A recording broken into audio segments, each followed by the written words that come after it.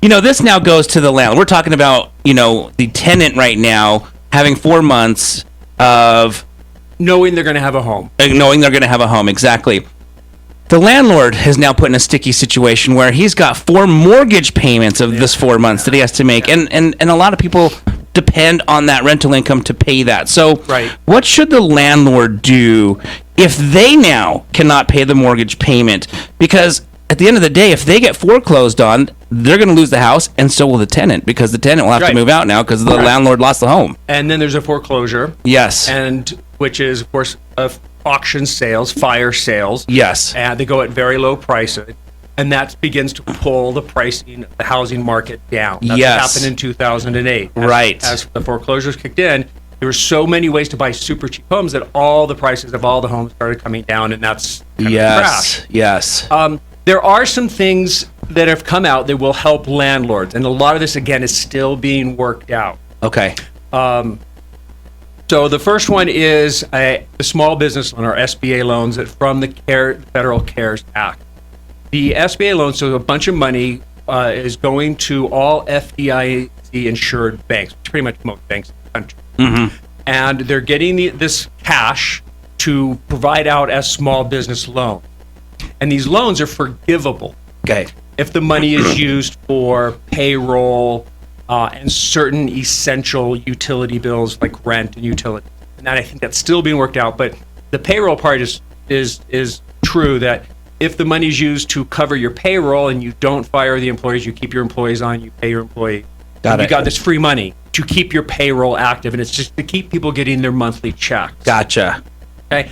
If you're a real estate investor, landlord, you are a small business owner. Right. So you could be able to apply for these SBA loans. Okay. And get money. So the question is, and again, the purpose of this was to keep your payroll going. Got it. And so the question is, do you have a payroll? Now, everyone, if you're a landlord, you have an LLC, and you manage your own apartments, your own houses, you are a small business owner. Right. You own that business and you're managing and running it. Got it. I did see that the banks just got sort of their final rules from the Treasury Department just like yesterday, Friday. Mm-hmm. And last night and today, they're scrambling to put together their list of requirements to apply for the loan. Got it. And I've seen some of those preliminary lists, and one of almost the top thing on the list on all of those lists is evidence of your payroll for the last months. So it may come out that you must have been paying yourself a salary. Got it. It does apply to even just sole proprietorships. Yes. But whether or not you have to pay yourself an actual salary through a payroll company, or whether you could just show your draws, how much money you take out each month. Right. So that is still a question, and we should probably have answers today on that, if not by Monday. Got it. So for that, what you need to do is talk to your bank where you keep your business checking. Okay. Work with the bank that's already got your business account. Got it.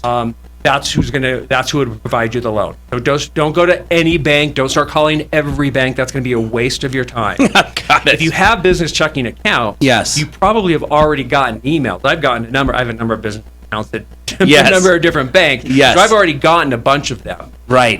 And so most banks are really been good about getting the information out. Hey, you can get these loans. Got it. So check out your bank where you do your business checking about the CARES Act, payroll, something, SBA loan. Gotcha. There's a word in there, but it's and every bank knows what it is. Okay. And they probably have it on their website.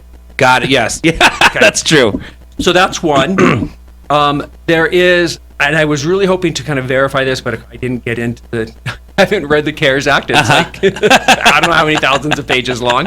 And I'm trying to get access to some, the CPA's analysis. But what we're also hearing in that CARES Act is that they changed the rules on deducting passive losses.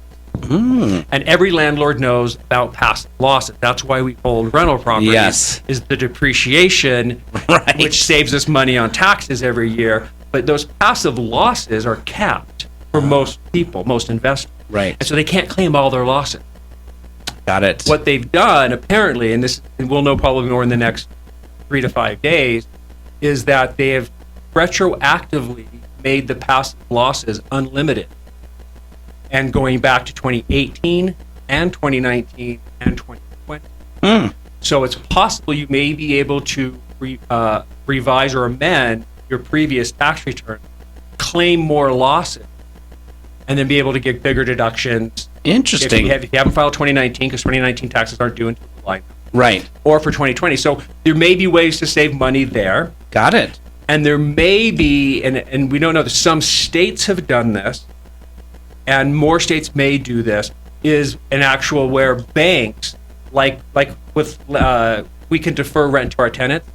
Banks can defer the mortgage payment. Got it. And many banks have already done this. Got it. Some states are requiring that banks do this, and we'll kind of see how this plays out over the next few weeks. So it is possible that your bank with your mortgage may let you skip some payments. Now, Got again, it.